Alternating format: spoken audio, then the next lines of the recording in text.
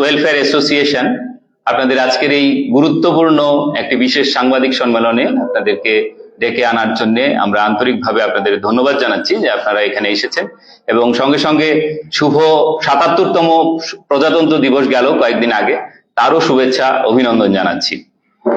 Association আপনাদেরকে নিয়ে দীর্ঘ প্রায় ৯ বছরের লড়াই লড়েছে এবং আপনারা এই গণতন্ত্রের চতুর্থ স্তম্ভ বলে আমরা যা জানি, আপনারা আমাদের প্রচুর সাহায্য সহযোগিতা করেছেন, যার ফলস্বরূপ আজকে আমরা একটা ঐতিহাসিক দিনের সাক্ষী আজকে হব।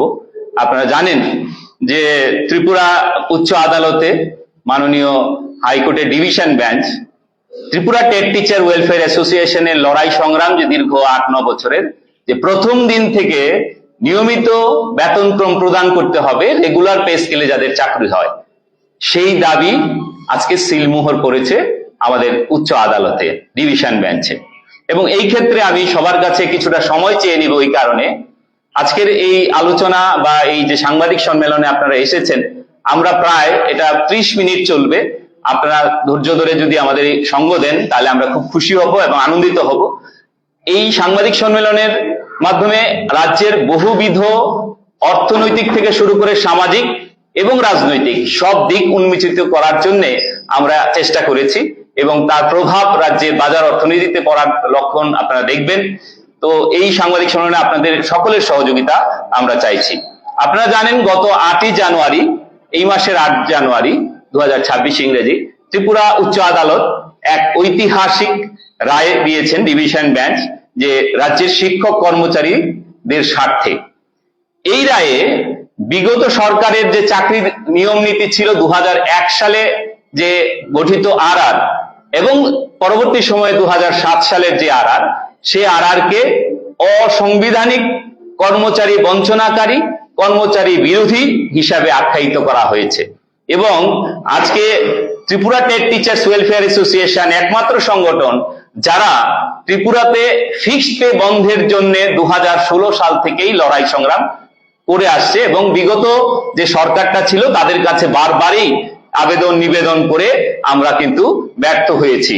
কারণ এই সরকারটাই ছিল রাজ্যের বেকার, কর্মচারী, শ্রমজীবী মানুষের বিরোধী সরকার। কারণ আমরা লক্ষ্য করেছি, আপনারা জানেন যে 1988 সালে আমরা দেখেছি 382 জন আমাদের পৌরসভাতে চাকরি করেছিলেন, ওই সময় চাকরি পেয়েছিলেন 88 সালের পরে।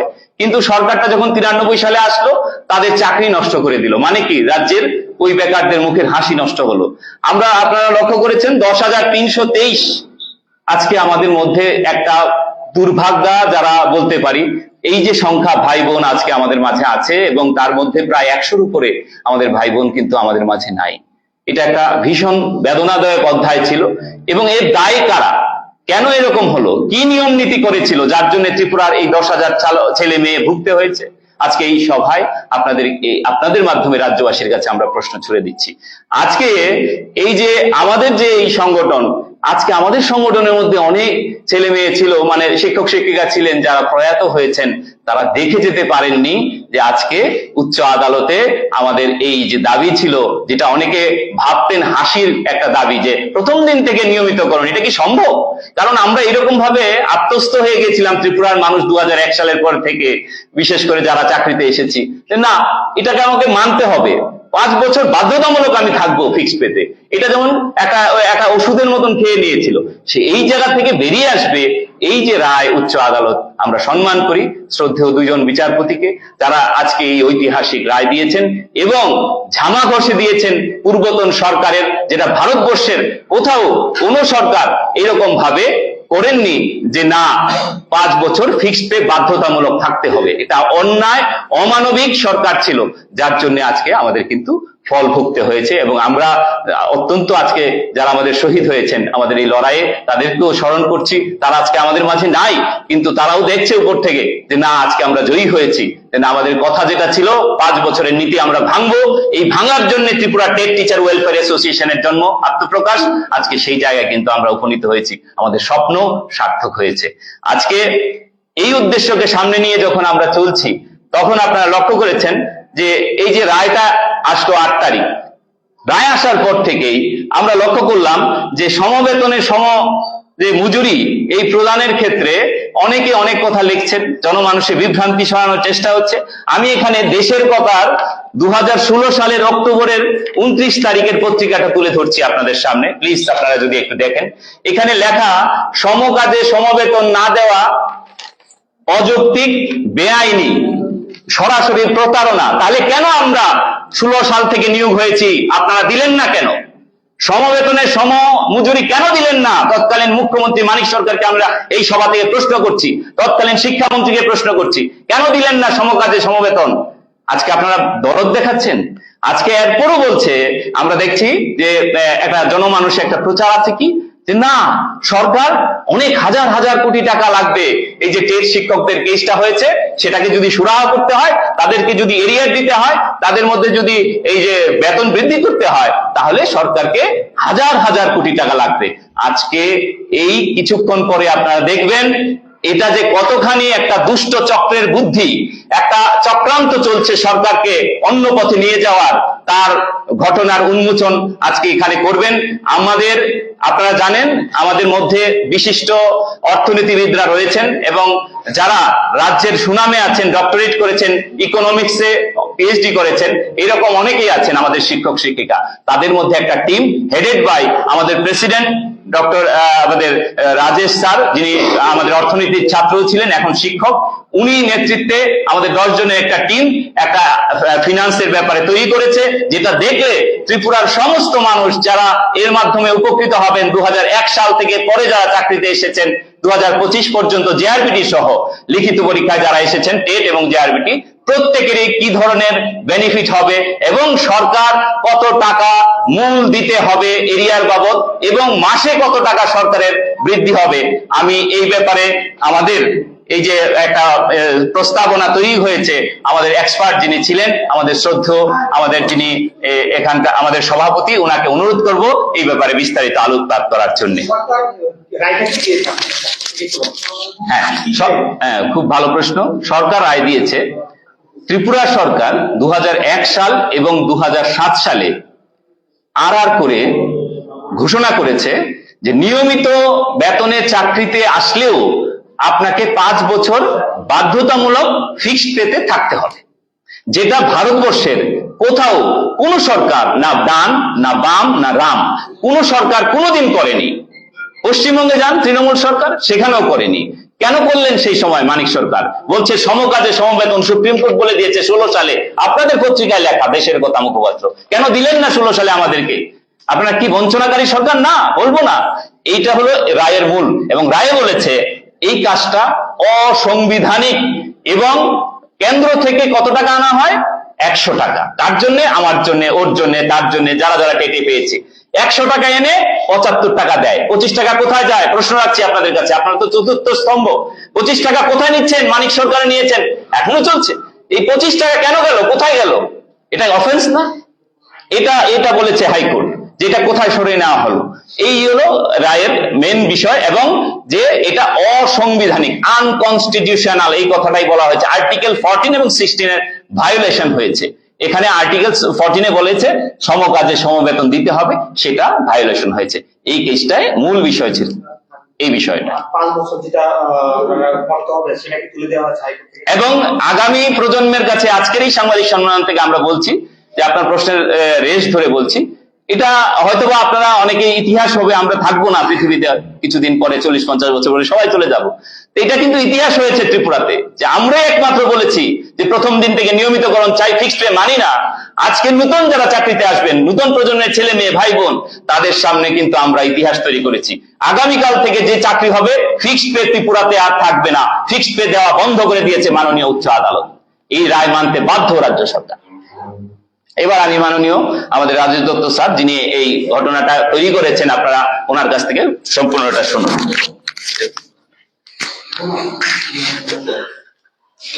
নমস্কার আপনাদেরকে। প্রথমে আমি আদালতের যে রায়টা বের হয়েছিল, সেই রায়ের যে মূল বক্তব্যটা ছিল, জাজমেন্ট কপিটা, সেই বক্তব্যগুলি তুলে ধরছি। প্রথমে রায় উল্লেখ করেছিল যে আজ থেকে প্রায় 25 বছর আগে যে নিয়োগ নীতি সরকার তৈরি করেছিল এবং যেটা এখনো চলছে, সেই নিয়োগ নীতিটা অবৈধ। মানে আমাদের যে 5 বছরে গ্রুপ সি এবং গ্রুপ ডি এমপ্লয়ীদের ফিক্সড বেতনে নিয়োগ করা হয়, সেই নিয়োগ নীতিটা টোটালি অবৈধ। তাই সেই নিয়োগ নীতিটাকে সরকার আদালত রদ করে দিয়েছে। এখন থেকে আর এই ফিক্সড পেতে চাকরি করা সম্ভব না, সরকার সেটা করতে পারবে না। এটা হলো 1 নম্বর পয়েন্ট। 2 নম্বরে বলা হয়েছে যে যারা আগেকার সময়ে মানে 2001 পর থেকে এখন অবধি ফিক্সড পেতে চাকরি পেয়েছিলেন, তাদের এরিয়া বাবদ এবং বর্ধিতভাবে বেতন যে ঘাটতি ছিল সেই ঘাটতিটা মিটিয়ে দিতে হবে। এখানে বলা হয়েছে যে রায়ের মধ্যে বলা হয়েছে যে যারা যেদিন কেস করবে, মানে প্রথম কেসটা হয়েছে 2022 সনে, যে কেসটা আমরা জিতে এসেছি, এই কেস করার সময় থেকে 3 বছর আগের এরিয়ার গুলো দিতে হবে। মানে কেউ যদি 2022 সনে কেস করে থাকে, 3 বছর আগে মানে 19 সন থেকে এরিয়ার দিতে হবে। এখন যদি আমি 2026 সনে কেস করি, তাহলে এর 3 বছর আগে মানে 23 সন থেকে আমাকে এরিয়ার দিতে হবে। এই হলো এরিয়ার পয়েন্টটা।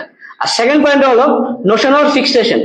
আমি যে 5 বছর ফিক্সডে ছিলাম, সেই ফিক্সড পিরিয়ডটাকে বাদ দিয়ে এখন পূর্বের বেতনকে মূল বেতন ধরে, আর যে ব্যক্তিকে আমি রিক্রুট হয়েছিলাম সেটাকে মূল বেতন ধরে আমাকে 5 বছরের নোশনাল ফিক্সেশন করে এনে আমাকে এখন বেতন ভাতা বৃদ্ধি করতে হবে।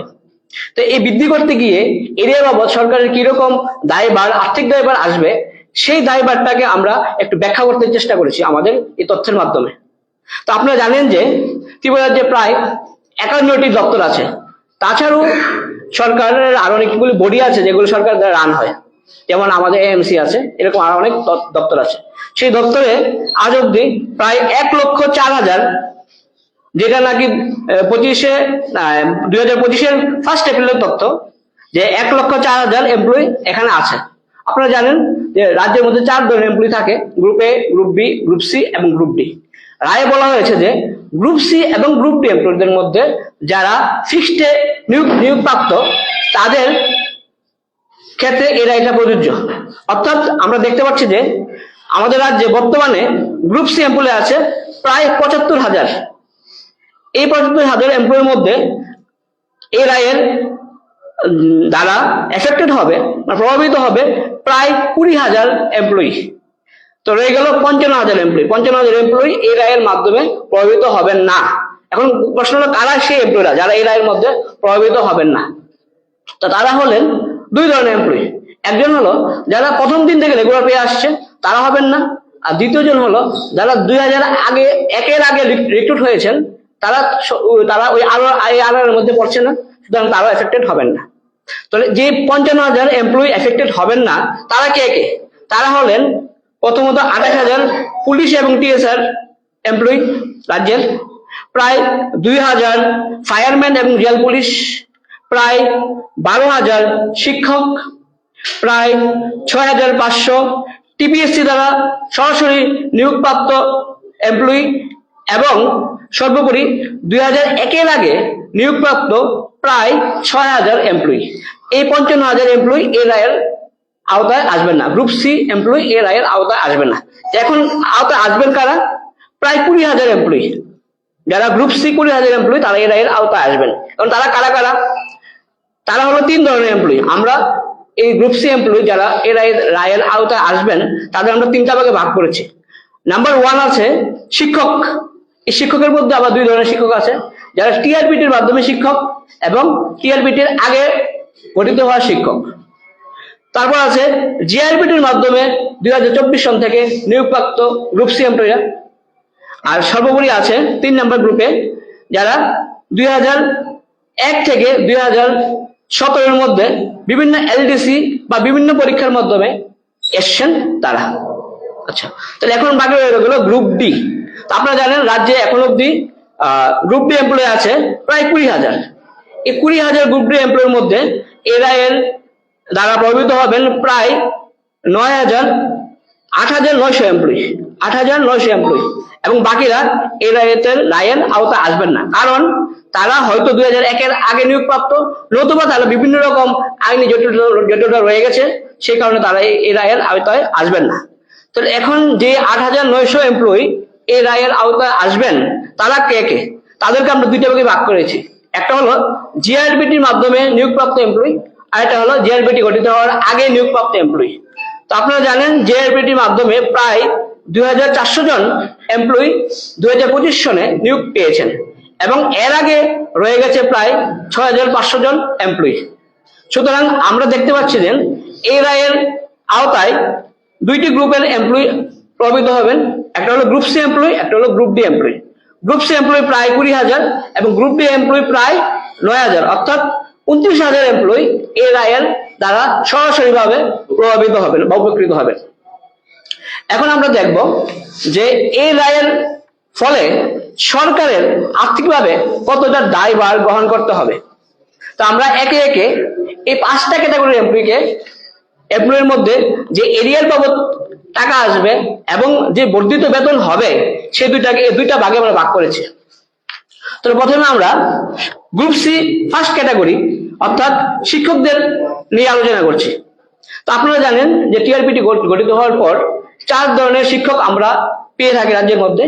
প্রথমে তো আছে এসটি পিজিটি শিক্ষক, দ্বিতীয়ত আছে এসটি জিটি শিক্ষক যারা 9-10 পড়ান সেকেন্ডারি লেভেলে, তারপর আছে এলিমেন্টারি লেভেলে জিটি শিক্ষক যারা 6 to 8 ক্লাসে পড়ান, এবং সর্বোপরি 4 নম্বর গ্রুপে আছে ইউজিটি শিক্ষক যারা 1 থেকে 5 অবধি পড়ান। এরা হলো টিআরপিটির মাধ্যমে নিয়োগপ্রাপ্ত শিক্ষক। তাছাড়া অন্যান্য শিক্ষকরা রয়ে গেছেন যারা 2017 সনের আগে নিয়োগ পেয়েছেন এবং এখনো কাজ করছেন। তাদেরও আবার 2টা ভাগে আমরা 3টা ভাগে ভাগ করেছি। একটা হলো পিজিটি শিক্ষক, সায়েন্স শিক্ষক এবং অন্যান্য জিটি শিক্ষক। তো আমরা লক্ষ্য করি যে টিআরপিটির মাধ্যমে পিজিটি যারা শিক্ষকতায় আসছেন তারা এখন অব্দি প্রায় 1650 জন শিক্ষক শিক্ষকতা করছেন পিজিটির মাধ্যমে, এবং তাদের যে এরিয়া বাবদ 3 বছরের এরিয়া বাবদ যে সরকারকে দায়ভার নিতে হবে সেটা হবে প্রায় 55 কোটি টাকা।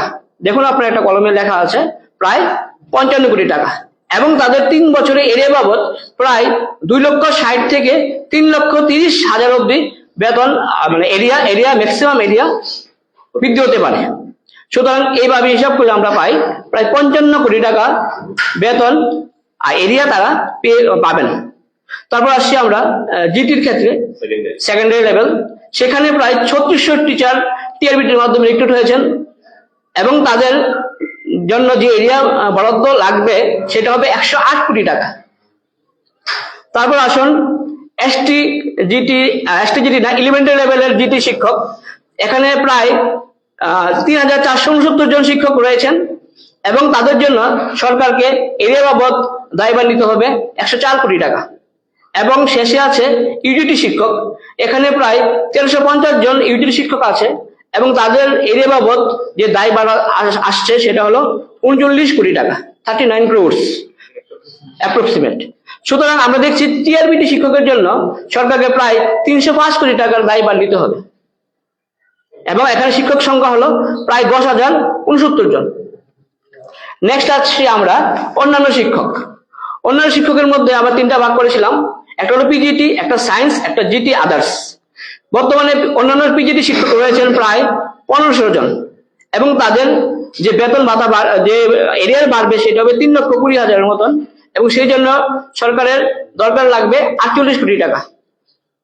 নেক্সট আছে সায়েন্স টিচার, যেটা 2012 সালে রিক্রুট হয়ে পেয়েছিলেন, সেখানে প্রায় 820 জন শিক্ষক বর্তমানে রয়েছেন এবং তাদের এরিয়া বাবদ প্রায় 22 কোটি টাকা ম্যাক্সিমাম বরাদ্দ করতে হবে সরকারকে।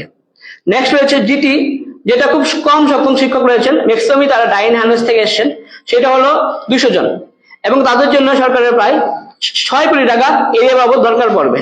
সুতরাং এই 3 শ্রেণীর শিক্ষকের জন্য যারা টিআরপিটি থেকে আসেননি তাদের জন্য সরকারের প্রায় 76 কোটি টাকা এরিয়ার দরকার পড়বে এবং তাদের শিক্ষকের সংখ্যা রয়েছে 2520 জন।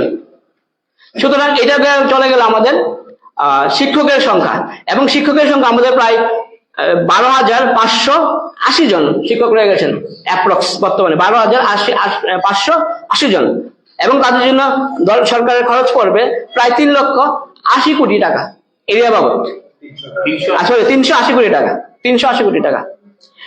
নেক্সট চলে আসছি আমরা গ্রুপ সি সেকেন্ড ক্যাটাগরি, যারা 2024 সনে রিক্রুট হয়েছিলেন, সেটা হলো জিআরবিটি, এলডিসি এবং অন্যান্য পদের করণিক। এখানে প্রায় 1980 জন নিয়োগপ্রাপ্ত পেয়েছে 2024 সনে, এবং তাদের গড়ে 1,90,000 টাকা করে এরিয়া বৃদ্ধি পাবে, এবং তাদের জন্য দায়ভার পড়বে সরকারের এরিয়া বাবদ প্রায় 37 কোটি টাকা। এবং 3 নাম্বার যে গ্রুপ সি এমপ্লয় রয়েছে, যারা 2001 সন থেকে রিক্রুট পেয়েছেন এবং 2023 অব্দি নিয়োগপ্রাপ্ত পেয়েছেন, তারা হলেন প্রায় 58,800 এমপ্লয়ি, 5,800 এমপ্লয়ি, এবং তাদের এর বাবদ যে খরচ পড়বে সরকারের সেটা হলো 130 কোটি টাকা। সুতরাং আমরা দেখতে পাচ্ছি যে 3 ধরনের গ্রুপ সি এমপ্লয়ের জন্য সরকারের প্রায় 5,050 কোটি টাকা, 550 কোটি টাকা এরিয়া বাবদ ব্যয় হবে, 550 কোটি টাকা। এবং এখানে কর্মী সংখ্যা হলো প্রায় 20,400 জন, ইনক্লুডিং না গ্রুপ সি, শুধু গ্রুপ সি। হ্যাঁ, এখন রয়ে গেছে গ্রুপ ডি এমপ্লয়ি। এখানে গ্রুপ ডি এমপ্লয়ি আমরা 2টা ভাগ করেছি, জিআরপি থেকে নিয়োগপ্রাপ্ত। এখানে 2025 সালে জিআরপি থেকে নিয়োগপ্রাপ্ত গ্রুপ ডির সংখ্যা হলো প্রায় 2400, এবং তাদের 1 বছরে এরিয়া বৃদ্ধি পাবে প্রায় 70,000 টাকা, এবং তাদের জন্য খরচ পড়বে এরিয়া বাবদ সরকারের 17 কোটি টাকা। সেকেন্ড ক্যাটাগরিতে রয়ে গেছেন জিআরবিটির আগের গ্রুপ ডি কর্মচারী। এখানে প্রায় 6,500 গ্রুপ ডি কর্মচারী রয়েছেন, এবং তাদের জন্য সরকারের এরিয়া বাবদ ব্যয় নিতে হবে 104 কোটি টাকা। সুতরাং গ্রুপ ডি এমপ্লয়ীদের জন্য সরকারের প্রায় 100 কোটি টাকা এরিয়া বাবদ ব্যয়ভার গ্রহণ করতে হতে পারে।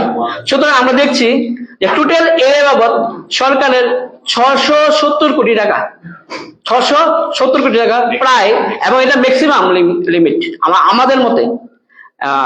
এবং এখানে কর্মী সংখ্যা রয়েছে 29,269 জন, মানে প্রায় 30,000 এমপ্লয়িকে সরকার এরিয়া বাবদ দিতে গেলে 670 কোটি টাকা বরাদ্দ হবে। তাহলে রাজেশ স্যারের কথা মতো আমরা একটা জায়গায় চলে এসেছি, যেটার জন্য আপনাদের ডাকা, যে রাজ্য সরকারকে যে আমরা যে জনমানুষে শুনছি যে হাজার হাজার কোটি টাকা প্রয়োজন এরিয়ার মিটিয়ে দিতে, তার রেজাল্ট চলে এসেছে মাত্র 669 কোটি টাকা প্রয়োজন আমাদের তথ্য অনুসারে। এটা অ্যাপ্রক্সিমেট হাইয়েস্ট ম্যাক্সিমাম লিমিট আমাদের। এটা প্লাস মাইনাস 50 crore হতে পারে, কমতেও পারে, বাড়তেও পারে। এই হচ্ছে আমাদের, কারণ আমাদের রিসোর্স ছিল খুব কম। আমাদেরকে আমাদের ভাই বন্ধু যারা বিভিন্ন দপ্তরে চাকরি করেন, বিশেষ করে করণিক সেকশনের, তারা হেল্প করেছেন সংখ্যা দিয়ে, যারা কতজন চাকরি করেন, আর অঙ্কটা আমরা তৈরি করতে পেরেছি। সে সংখ্যার ক্ষেত্রে কিছুটা ভুল হতে পারে, আমরা সংশোধিত হতে চাই। আমরা সংশোধিত হতে চাই রাজ্যের আমলাকুলের কাছে, আমরা সংশোধিত হতে চাই রাজ্যের মাননীয় মন্ত্রীদের কাছে। আপনারা আমাদেরকে তথ্য দিলে আমরা একজ্যাক্ট ফিগার তুলে ধরতে আরো সাহায্য হবে আমাদের। এই জন্যই আমি অভিনন্দন জানাই আমাদের শ্রদ্ধেয় শিক্ষককে, উনি এই ফিগারটা চলে এসেছে যে 669 কোটি টাকা প্রয়োজন অ্যাপ্রক্সিমেট ম্যাক্সিমাম। এবার নেক্সট, এটা কিভাবে উনি তৈরি করেছেন এর গ্রাফিক্যাল পিকচার, এটা তুলে ধরছে। আচ্ছা, এটা একটু করে নি। আচ্ছা, আরেকটা বিষয়, এই গেল সরকারের এরিয়া বাবদ ব্যয়ভার 670 কোটি টাকা। এখন হচ্ছে আমাদের ন্যাশনাল ফিক্সেশন যদি করা হয়, মানে 5 বছর যে আমরা ফিক্সড ছিলাম, সেই ফিক্সড স্যালারিটা যদি আমাদের তুলে দিয়ে ফিক্সেশন করা হয়, তাহলে সরকারের এই 25 বছরের যে বঞ্চনার শেষ করতে গেলে সরকারের যে খরচ পড়বে সেটা হবে বার্ষিক 216 কোটি টাকা মাত্র। এবং এটা মাসিক যদি হিসাব করি আমরা, সেটা হবে মাত্র 18 কোটি টাকা। অর্থাৎ সরকারের ফিক্সেশন করতে গেলে আমাদের স্যালারিটা বার্ষিক 216 কোটি টাকা ব্যয় বাড়িতে হবে, এবং প্রতি মাসে মাসে 18 কোটি টাকা ম্যাক্সিমাম অতিরিক্ত ব্যয় বাড়িতে হবে। মানে আমরা 30,000 এমপ্লয়িকে যদি সরকার সন্তুষ্ট করতে চায়, তো মাসে 18 কোটি টাকা অতিরিক্ত ব্যয়ভার গ্রহণ করতে হবে। এক্ষেত্রে প্রতি এমপ্লয়ের গড়ে প্রায় 7,000 করে বেতন বাড়বে গড়ে, এবং এটা ম্যাক্সিমাম হলো 9,000, মিনিমাম হলো 3,500। গড়ে 7,000 করে আমরা 30,000 এমপ্লয়ের মাসে মাসে বেতন বাড়বে, এবং এরিয়া বাবদ আমরা প্রায় 2.5 লক্ষ টাকা করে সবাই পাবো 3 বছর এরিয়ার দরে গড়ে। সেটা হলো সবটাই গড়ে, নিম্ন আছে, উচ্চ দেওয়া আছে, উচ্চতে হাইয়েস্ট।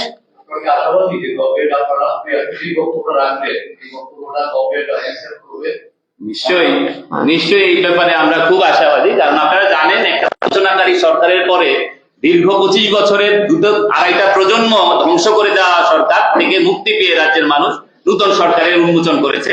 বিজেপি জোট সরকার। আমরা বিশ্বাস করি এই সরকারের যিনি প্রধান ডক্টর প্রফেসর মানিক সাহাজির প্রতি আমাদের পূর্ণ আস্থা রয়েছে। উনি আমাদের প্রতি সদয় হবেন নিশ্চয়ই। আর এই ক্ষেত্রে যদি উনি অপশন চান যে এটা আমরা এখনই দিতে পারছি না, আমরা মানি, আমরা এই রাজ্যের ছেলে মেয়ে, আমরা মানি অর্থনৈতিক সংকট নিশ্চয়ই রয়ে গেছে, সব রাজ্যেই থাকে। অনেক রাজ্য দেখা যায় ঋণ করেও, আমাদের ত্রিপুরাতে কিন্তু ঋণের পরিমাণ অনেক কম, অন্য রাজ্যে আরো বেশি। নর্থ ইস্টে দেখুন অন্য রাজ্যের থেকে ত্রিপুরাতে ঋণের পরিমাণ সরকারের কম। তো যদি ঋণ করেও পারে এটা আলাদা ব্যাপার, সরকারের উপর ডিপেন্ড। কিন্তু বক্তব্যটা হচ্ছে আমরা যে অবস্থানে আছি, রাজ্যের অর্থনৈতিক অবস্থান, সেই ক্ষেত্রে আমরা সরকার যদি কোনো প্রপোজাল দেয় আমরা নিশ্চয়ই ভেবেচিন্তে দেখবো। অর্থাৎ আমি এখানে ভেঙেই বলছি, আপনারা জানেন একটা সময়, অনেক সময় ছিল যে আমরা যারা পুরনো, মানে 2018 আগস্ট মাসের আগে যাদের নিয়োগ হয়েছে 2001-এর পরের থেকে, তাদেরকে জিপিএফ আছে, প্রভিডেন্ট ফান্ড যারে বলা হয়, তো প্রভিডেন্ট ফান্ডে দিয়ে দিলে হয়, এখন আর টাকাটা দিতে হয় না হাতে, এটা ফ্রিজ থাকবে 3-4 বছর, 5 বছর, 10 বছর, ইচ্ছা করে যা খুশি করতে পারে। এটা আমরা প্রবোধন, আমি জানি না সরকার কি করে, সরকারের কথা তো আমরা বলতে পারবো না, সরকার নিশ্চয়ই সদয় হবে। আরেকটা আছে না, আমরা ইনস্টলমেন্টে এটা 10 বছর লাগিয়ে দেবো, এটাও হতে পারে। অনেক পদ্ধতি আছে, অনেক কিছু আছে। এর মধ্যে একটা ছোট্ট অংশ আছে যারা 18-এর পরের থেকে চাকরিতে এসেছেন, ইনক্লুডিং জেআরবিটি অলসো, তাদেরকে এনপিএস এ নেওয়া হয়েছে। আপনারা জানেন নিউ পেনশন স্কিম, বা এখন যেটা ইউপিএস যেটা করা হয়েছে, ইউনিফাইড পেনশন স্কিম। তো ওই ক্ষেত্রে কিন্তু সমস্যা হবে, জিপিএফ নেই তাদের, জিপিএফ নেই, বা এই ক্ষেত্রটা সরকার দেখবেন। তো আপনি যেটা প্রশ্ন ছিল যে সরকার কি আমাদের এই প্রপোজাল মানবেন কিনা, আমরা তো মানা না মানা উনাদের ব্যাপার। আমরা শুধুমাত্র এটা মানে জনসমক্ষে এই কারণে এনেছি যে আমরা লক্ষ্য করছি যে একটা ক্ষুদ্র অংশ সমাজকে বিভ্রান্ত করছে, এবং আমাদেরকে শিক্ষক কর্মচারীদের বিভ্রান্ত করছে যে সরকার বোধহয় দেবে না, অন্য পন্থা অবলম্বন করবে। তো আমরা হিসাব করলাম গত 10 দিন খুব পরিশ্রম হয়েছে, আমরা দিন রাত্র ঘুমাইনি, কিন্তু আমরা দেখেছি যে আরে না, এই সংখ্যাটা তো অনেক কম, 1000 তো যাই না, 600 কোটি টাকা লাগে, কিন্তু অনেক কম। একটা ভালো উন্নতকামী রাষ্ট্রে, কল্যাণকামী সরকারের পক্ষে 600 কোটি ব্যাপার না, দিয়েও দিতে পারেন। তো এটা অনুরোধটা এই কারণে, আবেদনটা এই কারণে যে যদি এটা হয় তাহলে ভালো।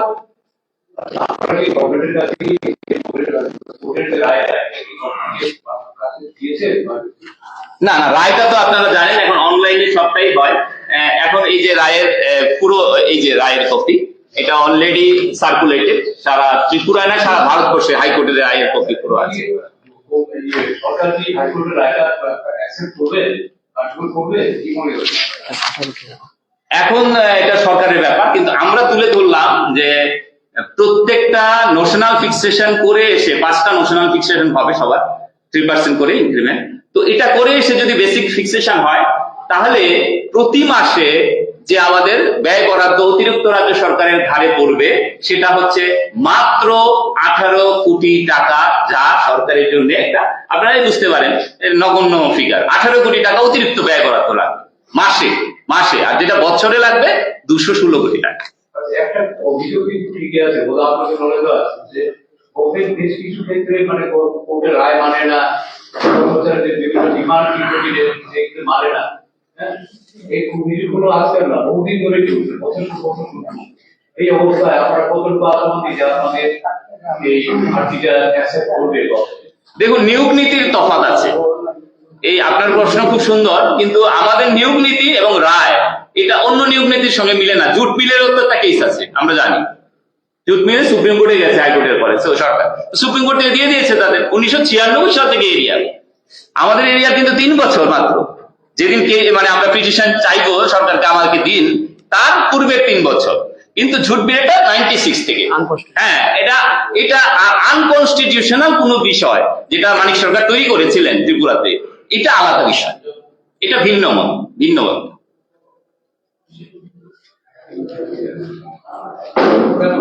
আমরা অলরেডি অ্যাসোসিয়েশন মানে সরকারের সাথে এই বিষয়ে আলোচনা করতে করার জন্য মানে রাস্তা ওপেন করে দিয়েছে। আমরা সরকারকে সাহায্য করছি যে এই যে জিনিসটা হচ্ছে যে আপনারা বিভ্রান্ত মানে করার চেষ্টা চলছে এটা ক্ষুদ্র অংশ থেকে বা জনমানুষে, এটা আসলে বাস্তবটা সত্য এটা না। বাস্তব সত্য আমাদের এই যে ফিগার, এই ফিগার গুলি এখানে দেখানো হচ্ছে। হ্যাঁ, বাস্তব সত্য এখানে। এবং আমি লাস্টে আমি কনক্লুশনে আসছি। আমরা এই ধন্যবাদ জানাই আমাদের শ্রদ্ধেয় রাজীব দত্ত স্যারকে। আপনারা জানেন অ্যাসোসিয়েশন দীর্ঘদিনের এই লড়াইয়ের ফসল আজকে আমরা মুক্তি পেয়েছি যে স্থির বেতন আর থাকবে না ত্রিপুরাতে। নবপ্রজন্মের কাছে আমাদের একটা বার্তা। এবং আপনারা সবাই, আমরা সরকারকে এই জায়গাতে অনুরোধ করব যে মাসে 18 কোটি টাকা অতিরিক্ত ব্যয় বরাদ্দ করে রাজ্যের প্রায় 30,000 শিক্ষক, অশিক্ষক, করণিক, কর্মচারী কুলের মুখে হাসি ফোটানো সরকারের কাছে একটা বিশাল সুযোগ, এবং সরকার নিশ্চয়ই যে এই দিকটা দেখবে। এবং এরিয়ার বাবদ মাত্র 670 কোটি টাকা প্রয়োজন, আমাদের মধ্যে প্লাস মাইনাস হতে পারে 50 crores। এটাও খুব বেশি মনে হয় না, আমাদের কাছে মনে হয় না সরকারের বোঝা হবে। তো এটা যদি করে আগামী দিন সরকারের, আমরা যেহেতু সবাই বান্ধব, আমরা সরকারকে ভালোবাসি, আমরা সরকারের অধীনস্থ কর্মচারী, শিক্ষক, আমরা চাইবো রাজ্যের শিক্ষাঙ্গন আরো সুন্দর হবে এবং আমাদের মধ্যে যেন নিরাশা না থাকে, শিক্ষা যেন আরো সুন্দর হয়, এই ক্ষেত্রে সরকার সচেষ্ট হবে, এগিয়ে আসবেন। এবং ডক্টর প্রফেসর মানিক সাহাজির প্রতি আমাদের পূর্ণ বিশ্বাস, আস্থা রয়েছে, উনি একটা ভালো দিকে আমাদের নিয়ে যাচ্ছেন। ধন্যবাদ সবাইকে।